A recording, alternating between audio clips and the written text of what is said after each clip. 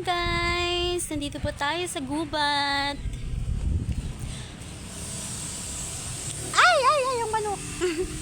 Hello! Magandang hapon sa inyo guys.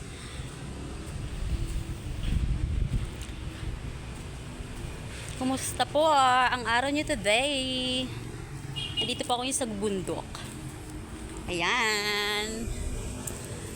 Hi guys! Sharon!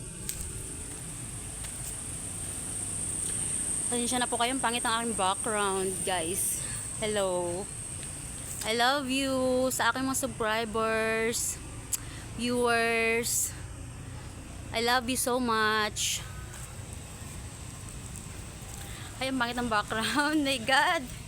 Phew!